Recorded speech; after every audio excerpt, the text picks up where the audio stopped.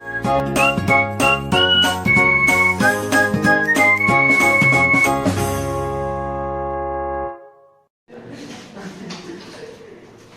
Morning बच्चों। तो आज हम लोग पढ़ने वाले हैं मोशन चैप्टर। मोशन चैप्टर का पार्ट 2। पिछले लेक्चर में हम लोग पढ़े थे मोशन कैसे होता है, रेस्ट कैसे होता है, किसी भी ऑब्जेक्ट को हम कैसे पहचानेंगे कि वो मोशन में है या रेस्ट में है। उसके बाद हम लोग कुछ क्वांटिटी के बारे में पढ़े थे, स्केलर क्वांटिटी, वेक्टर क्वांटिटी के बारे में पढ़े थे, डिस्टेंस डिस्प्लेसमेंट के बारे में पढ़े थे और मोशन के फैक्टर्स के बारे में भी पढ़े थे। और उसमें एक क्वेश्चन भी हम लोग किए थे। क्वेश्चन ये था, आप लोग को होमवर्क में दिए थे हम, जैसे था यही ना था, ए बी सी डी, यानी कोई बॉडी ए से बी गया, बी से सी गया, सी से डी गया और डी से ए गया। तो इसका डिस्प्लेसमेंट क्या होगा और इसका डिस्टेंस क्या होगा। तो ए से बी आया, बी से सी आया, सी से डी आया, डी से ए गया। अच्छा, तो डिस्प्लेसमेंट में हम बताए थे आप लोगों को कि डिस्प्लेसमेंट के मतलब होता है इनिशियल पोजीशन को ढूंढिए और फाइनल पोजीशन को ढूंढिए और दोनों को स्ट्रेट लाइन से ज्वाइन कर देना है। अब बताइए, इनिशियल पोजीशन भी यही है और फाइनल पोजीशन भी यहां से आता है और फिर यहीं पे आ जाता है। तो डिस्प्लेसमेंट क्या हुआ, जहां से गया वहीं पे फिर आ गया, यानी जो इसका डिस्प्लेसमेंट है क्या हुआ, 0। आया समझ में। लेकिन अगर डिस्टेंस निकालना हो तो डिस्टेंस में हम लोग क्या पढ़े थे, जो एक्चुअल लेंथ कवर्ड किया जाए, किसी भी बॉडी के द्वारा एक्चुअल लेंथ जो कवर्ड किया जाता है उसी को क्या बोलते हैं, डिस्टेंस। अच्छा, तो डिस्टेंस निकालना है, यानी ए से गया फिर ए पे आ गया, यानी सर्कल का पूरा एक चक्कर लगाया। चक्कर लगाया तो कहाँ, उसके बाउंड्री पे लगाया, यानी उसके सरकमफेरेंस पे लगाया। यानी डिस्टेंस जो होगा ए से बी, बी से सी, सी से डी और डी से ए तक का जो डिस्टेंस होगा क्या होगा, सरकमफेरेंस ऑफ सर्कल, यानी 2 पाई आर। आया समझ में, क्लियर है, कोई दिक्कत नहीं ना है। अच्छा, कुछ बच्चे का क्वेश्चन है कि सर डिस्टेंस और डिस्प्लेसमेंट कब इक्वल हो सकते हैं, डिस्टेंस और डिस्प्लेसमेंट कब इक्वल होते हैं। तो अभी हम बताए थे आप लोगों को, डिस्प्लेसमेंट जो होता है इनिशियल पोजीशन को ढूंढना होता है और फाइनल पोजीशन को ढूंढना होता है डिस्प्लेसमेंट निकालने के लिए।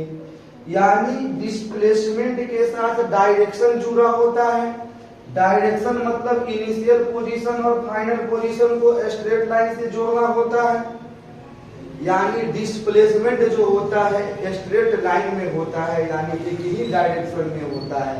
और एक ही डायरेक्शन में कोई डिस्टेंस कवर्ड किया जाए या कोई डिस्प्लेसमेंट कवर्ड किया जाए, यानी एक ही डायरेक्शन में हम कोई डिस्टेंस कवर कर रहे हैं तो मेरा डिस्टेंस भी सेम होगा और डिस्प्लेसमेंट भी सेम होगा।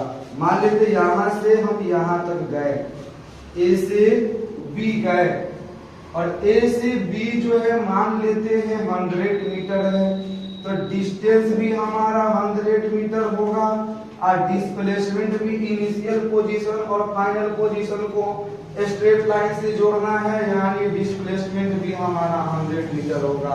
इक्वल है या नहीं, इक्वल कैसे होगा, जब कोई भी डिस्टेंस, कोई भी लेंथ हम स्ट्रेट लाइन में कवर करें और जब एक ही डायरेक्शन में कोई भी लेंथ कवर्ड किया जाता है, स्ट्रेट लाइन में कवर्ड किया जाता है, तब डिस्टेंस और डिस्प्लेसमेंट क्या होते हैं, इक्वल होते हैं। अच्छा सर, डिस्टेंस और डिस्प्लेसमेंट का कुछ और रिलेशन होता है। अच्छा, तो पहला रिलेशन क्या हुआ, जो when body travels in straight line then we can say that displacement of that body and distance of that body is equal.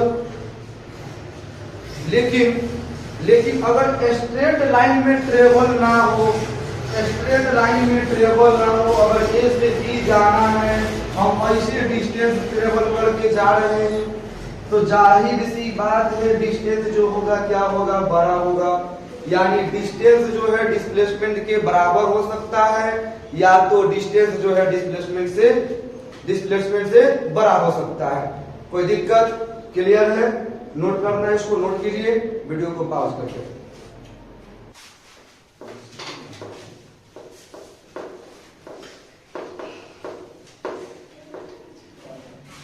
अच्छा, अब अगला हम लोग को पढ़ना है uniform and non uniform motion. Non uniform motion. अच्छा, यूनिफॉर्म का तो नाम हम लोग सुने ही होंगे। अरे प्रॉपर यूनिफॉर्म में आना है स्कूल में, टीचर लोग बोलते हैं कि नहीं। प्रॉपर यूनिफॉर्म के मतलब क्या होता है, यानी सभी को एक ही ड्रेस में आना है। आ रहा है समझ में? यानी सभी को एक ही ड्रेस में आना है। अब मोशन हो रहा है उसमें भी। अब मोशन मतलब क्या, जब हम एक ही स्पीड से, यानी सेम स्पीड से सेम इंटरवल ऑफ टाइम में कोई डिस्टेंस ट्रेवल करे, सेम स्पीड से सेम टाइम में अगर इक्वल डिस्टेंस ट्रेवल करे, उसको क्या बोलेंगे, यूनिफॉर्म मोशन। यानी अगर हमको बात करना हो यूनिफॉर्म मोशन के बारे में, तो कैसे बोलेंगे, uniform motion, non uniform motion. Uniform motion में क्या बताए थे, when any body या ऑब्जेक्ट भी बोल सकते हैं, when any body या object that travels, when anybody that ले लेकर क्यों लगाते हैं, when anybody travels equal distance in equal interval of time, equal interval of time। यानी कोई भी ऑब्जेक्ट अगर equal distance equal interval of time में कंप्लीट करता है, उसे यूनिफॉर्म मोशन बोलते हैं। जैसे मान लेते हैं हम एक घंटा में 50 किलोमीटर गए, फिर अगला एक घंटा में 50 किलोमीटर गए, फिर अगला एक घंटा में 50 किलोमीटर गए। अरे एक लिख दिए, कितना गए जी, 50 किलोमीटर। यानी इक्वल इंटरवल ऑफ टाइम में इक्वल डिस्टेंस ट्रेवल किया जाए, इक्वल इंटरवल ऑफ टाइम में इक्वल डिस्टेंस कवर किया जाए, उसी को क्या बोलते हैं, यूनिफॉर्म मोशन। यानी कोई भी बॉडी का यूनिफॉर्म मोशन तभी हो सकता है जब वो इक्वल इंटरवल ऑफ टाइम में इक्वल डिस्टेंस कवर करे। कोई दिक्कत आया समझ में? लेकिन नॉन यूनिफॉर्म मोशन मतलब क्या होता है, जैसे बच्चे कोचिंग में आते हैं, कोई जींस पहन के आता है, कोई हाफ पैंट पहन के आता है, कोई पैजामा पहन के आता है कि नहीं। यानी जो बच्चे कोचिंग में आते हैं, नॉन यूनिफॉर्म में आते हैं, यानी इसमें भी टाइम तो वही रहेगा, टाइम कभी रुकने वाला है, कोई है जो टाइम को रोक दे, टाइम तो वही रहेगा, लेकिन इक्वल इंटरवल ऑफ टाइम में अलग अलग डिस्टेंस ट्रेवल हो, यानी अनइक्वल डिस्टेंस ट्रेवल हो, उसे क्या बोलते हैं, नॉन यूनिफॉर्म मोशन। आया समझ में? जैसे when anybody travels, body slash लेकर ऑब्जेक्ट भी लिख सकते हैं। when anybody travels equal distance in equal interval of time, equal interval of time, then we can say that body is in non-uniform motion. यानी कोई भी बॉडी अगर unequal distance equal interval of time में travel करता है, जैसे मान लीजिए हमको बेतिया से पटना जाना है, तो बेतिया से मोतिहारी गए, यानी 1 घंटा में 50 किलोमीटर ट्रेवल करके मोतिहारी गए। उसके बाद क्या सोचे, थोड़ा चाय वाय पी लेते हैं, है ना। तो चाय वाय पीने के बाद अगले 1 घंटा में हम 30 किलोमीटर का ही डिस्टेंस ट्रेवल कर पाए। क्यों कर पाए, क्योंकि चाय पीने लगे थे, टाइम लग गया। उसके बाद जो है अगला जो रास्ता जो हम ट्रेवल कर रहे थे, उस टाइम क्या था, ट्रांसपोर्ट थोड़ा ज्यादा था, तो गाड़ी स्लो चलाना पड़ा। आज स्लो चलाने के कारण 1 घंटा में हम 35 किलोमीटर ही जा पाए। अच्छा, तो ये बताइए, टाइम जो है हमेशा इक्वल इंटरवल हो रहा है, लेकिन डिस्टेंस क्या हो रहा है, डिस्टेंस क्या हो रहा है, डिस्टेंस अनइक्वल डिस्टेंस कवर हो रहा है। यानी कोई भी डिस्टेंस अनइक्वल, कोई भी अनइक्वल डिस्टेंस, कोई भी बॉडी या ऑब्जेक्ट अनइक्वल डिस्टेंस अगर इक्वल इंटरवल ऑफ टाइम में ट्रेवल करता है तो उसे क्या बोलते हैं, नॉन यूनिफॉर्म मोशन। कोई दिक्कत, क्लियर है। वीडियो को पॉज करिए, इसको नोट कीजिए।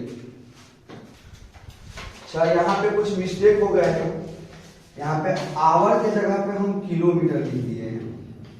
यहाँ पे क्या होगा, hour, 1 hour, 1 hour, hour, hour. अब इसको हम लोग ग्राफ पे थोड़ा रिप्रेजेंट करते हैं, इसको हम लोग ग्राफ पे रिप्रेजेंट करते हैं। तो ग्राफ पे रिप्रेजेंट करने के लिए क्या लेना होता है, एक लेंगे एक्स एक्सिस, दूसरा क्या लेंगे, वाई एक्सिस ना। अच्छा, इधर ले लेते हैं टाइम, इधर क्या ले लेते हैं, distance, distance 1 hour, 2 hour, time in hour, 3 hour. इधर क्या लेते हैं, 50 किलोमीटर, 50 किलोमीटर, 100 किलोमीटर, 150 किलोमीटर। 1 घंटा के बाद डिस्टेंस कितना कवर किया, 50। 1 घंटा के बाद डिस्टेंस कितना कवर किया, 50। अच्छा, फिर अगला 1 घंटा में कितना कर रहा है, 50। अगला 1 घंटा में कितना कर रहा है, 50। 1 घंटा में 50 किलोमीटर। फिर अगला आवर में, फिर अगला यानी दूसरे घंटा पे कहाँ जाएगा, 100 किलोमीटर के पास पहुंचने वाला है। 50 किलोमीटर, फिर 50 किलोमीटर, यानी 1 घंटा में 50 किलोमीटर डिस्टेंस ट्रेवल करता है। दूसरे घंटा जो है 100 किलोमीटर डिस्टेंस ट्रेवल कर लेगा, क्योंकि 1 घंटा में 50, फिर दूसरे में भी 50, यानी दूसरे घंटा के बाद उसका ऑब्जेक्ट जो है कहाँ रहेगा, बॉडी जो है कहाँ रहेगा, तो 100 किलोमीटर का डिस्टेंस कवर कर चुका होगा। तीसरे घंटा में कहाँ होगा, तो अगला भी 50 किलोमीटर डिस्टेंस ट्रेवल कर रहा है, यानी तीसरे घंटा पे जो ऑब्जेक्ट होगा 150 किलोमीटर के पास होगा। कोई दिक्कत, यानी ऑब्जेक्ट जो होगा कहाँ होने वाला है, यहाँ पे। तीसरे घंटा पे ऑब्जेक्ट जो है यहाँ पे होने वाला है। और हम लोग पढ़ने वाले हैं स्पीड के बारे में।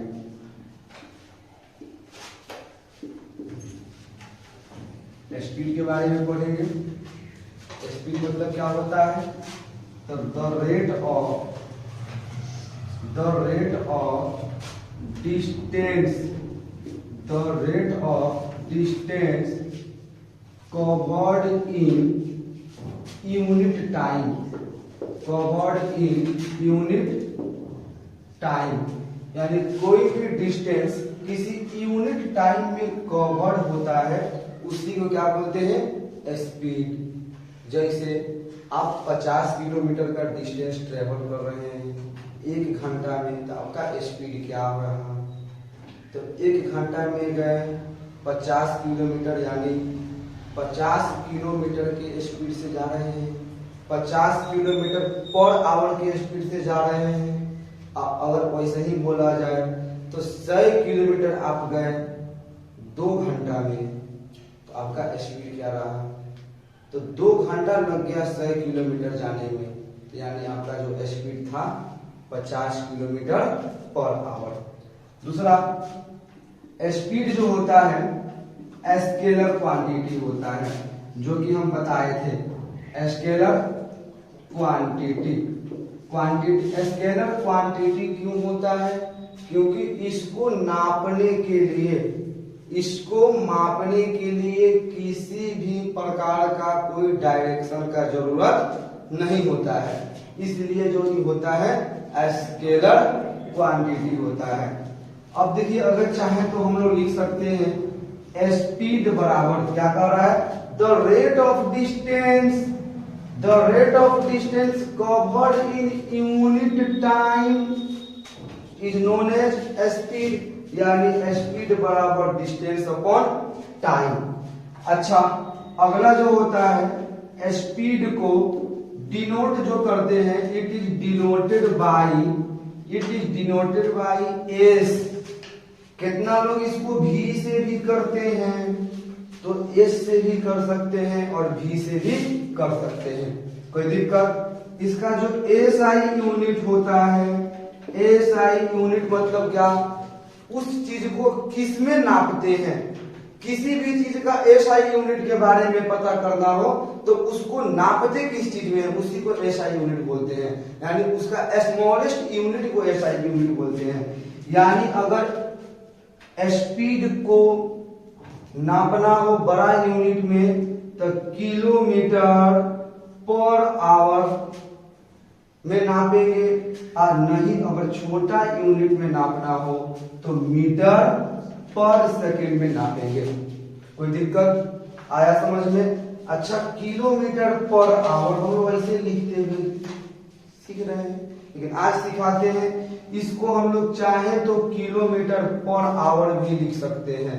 जैसे डिस्टेंस जो होता है किलोमीटर में ट्रेवल होता है, टाइम जो है आवर में ट्रेवल होता है, तो इसका यूनिट यही हुआ किलोमीटर पर आवर। अगर वही मीटर में होता तो मीटर, और टाइम यानी सेकेंड में होता तो सेकेंड, यानी मीटर पर सेकेंड। इसको हम चाहे तो ऐसे भी लिख सकते हैं, ऐसे भी लिख सकते हैं, लेकिन एक लाइन में लिखने के लिए इसको ऐसे लिखते हैं। दूसरा, अगर इसको हम चाहे तो इसका पावर कुछ नहीं है तो 1 है, नीचे है ऊपर जाएगा तो पावर क्या बन जाता है, नेगेटिव, यानी मीटर पर सेकेंड चाहे तो उसको हम वैसे भी लिख सकते हैं, कोई दिक्कत। तो उसी तरह किलोमीटर पर आवर को हम लोग चाहे तो किलोमीटर पर आवर ऐसे भी लिख सकते हैं, मीटर पर सेकेंड ऐसे भी लिख सकते हैं, कोई दिक्कत? क्लियर है? लेकिन अब हम लोग सीखेंगे कि अगर किसी भी किलोमीटर को मीटर पर सेकेंड में चेंज करना हो, किलोमीटर को मीटर पर सेकेंड में चेंज करना हो तो कैसे करते हैं? तो किलोमीटर को मीटर में चेंज करने के लिए 1 किलोमीटर में कितना मीटर, 1000। 1 आवर में कितना सेकेंड, तो 1 मिनट में 60 सेकेंड, तो 60 मिनट में 60 गुने 60 यानी 3600 सेकेंड। आया समझ में? 2 जीरो से 2 जीरो कैंसिल, 2 के टेबल में 5, 2 के टेबल में 80, यानी किलोमीटर पर आवर को मीटर पर सेकेंड में चेंज करने के लिए 5/18 से मल्टीप्लाई करते हैं। किलोमीटर पर आवर को मीटर पर सेकेंड में चेंज करने के लिए 5/18 से मल्टीप्लाई करते हैं। और अगर वही मीटर पर सेकेंड को किलोमीटर पर आवर में चेंज करना हो तो तो इसको पलट देते हैं, यानी 18/5 से मल्टीप्लाई करते हैं।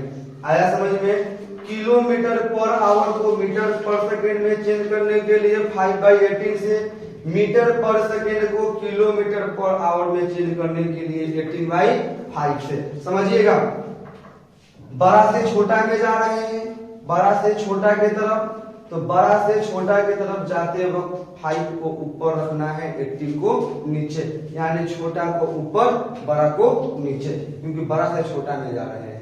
लेकिन जैसे छोटा से बड़ा में बने तो भाव बढ़ेगा, इसलिए ऊपर वाले को सॉरी बड़े वाले को ऊपर और नीचे वाले छोटे वाले को नीचे रखेंगे। कोई दिक्कत? क्लियर है? तो वीडियो को पॉज करके इसको नोट कीजिए।